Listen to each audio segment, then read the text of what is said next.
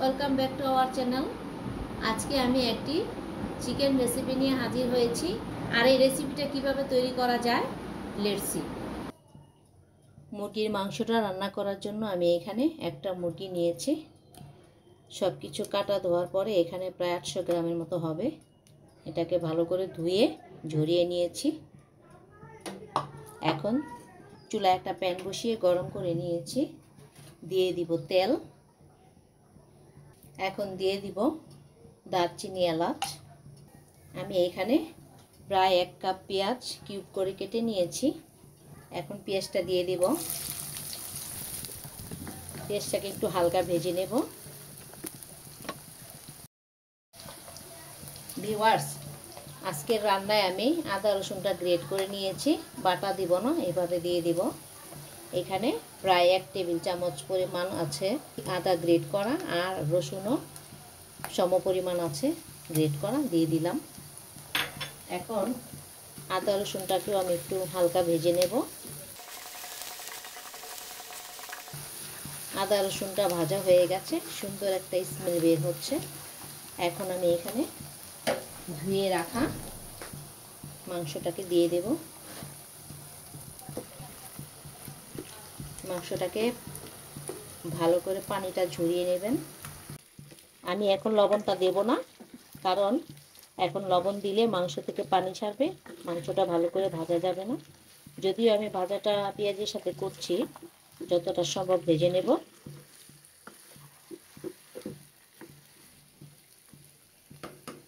Viewers, এই সময় চুলার ফ্লেমটা হাই থাকবে।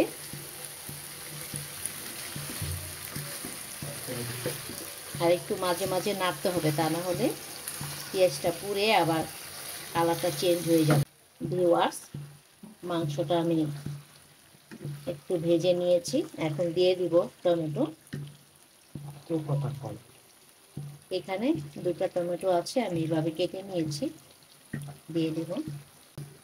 আজকের চিকেনটা একটু ব্যতিক্রমভাবে রান্না হচ্ছে ভিউয়ার্স। আমি এখানে পাকিস্তানি মুরগি নিয়েছি। অনেকে ব্রয়লার মুরগি খায়, বা রান্না করলে এভাবে যদি রান্না করে খেয়ে দেখেন, তাহলে অতিথি বলেন, বাচ্চারা বলেন, সবাই খুশি হয়ে খাবে। একটু ব্যতিক্রম স্বাদ পাবে। ভিউয়ার্স, টমেটোটা একটু নরম হয়ে গেছে। এখন দিয়ে দিব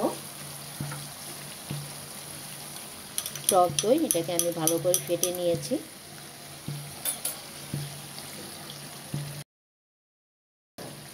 এখানে প্রায় 3 টেবিল চামচ হবে। ভিউয়ার্স, আমি কিন্তু এখনো লবণ দেইনি, আর পরে দেব।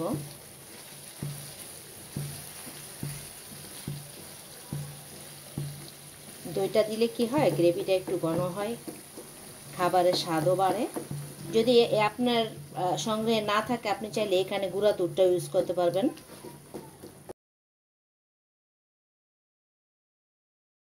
ভিউয়ার্স, এখন দিয়ে দিব স্বাদ অনুযায়ী লবণ।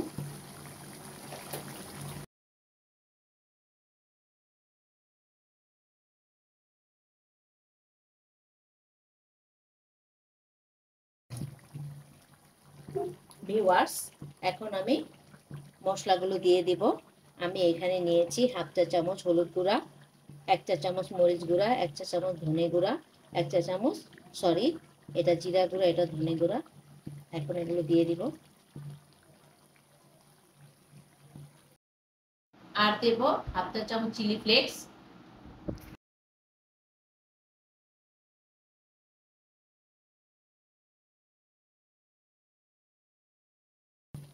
এখন এটা 5-7 মিনিটের জন্য ঢেকে দেব। ফিরে এলাম 7 মিনিট পর। গ্রেভিটা কতটা সুন্দর হয়েছে ভিউয়ার্স।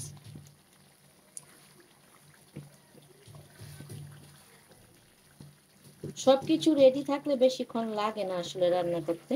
সব যদি একবার আপনি যারা রান্নায় খুব একটা পাকা না, তার আগে সব কিছু আগে রেডি করে নেবেন, মশলাপাতি, খুব একটা বোরিংও লাগবে না, রান্না হয়ে যাবে।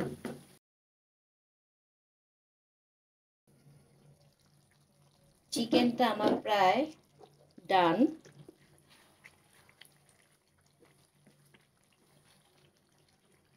এখন এখানে দিয়ে দিব কাঁচামরিচ একটু ভেঙে, শুধু স্মেলটা বের হওয়ার জন্য।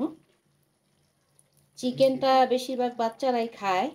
যদি মনে করেন যে ঝাল হয়ে যাবে, সেক্ষেত্রে না হয় কাঁচামরিচটা স্কিপ করতে পারেন, তবে ঝাল ঝাল খারাপও লাগে না। এখন দিয়ে দিব কাঁচামরিচের একটু বেশি গরম মশলা গুঁড়া।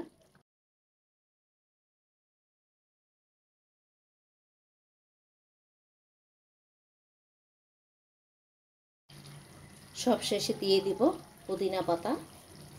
ভিউয়ার্স, আমি মাংসটা কষানোর সময় এক ফোঁটাও পানি ব্যবহার করিনি, কারণ টক দই দেওয়ার পরে একটু পানি ছেড়েছে, মাংস থেকেও একটু পানি ছেড়েছে, সেই পানি দিয়ে আমার মাংসটা সিদ্ধ হয়ে গেছে। যদি আপনাদের দরকার মনে করেন তাহলে অল্প একটু পানি দিতে পারেন, তবে চেষ্টা করবেন গরম পানি দেওয়ার জন্য।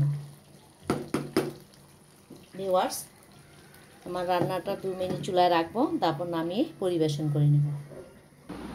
সো ভিউয়ার্স, তৈরি হয়ে গেল আজকে চিকেন রেসিপি।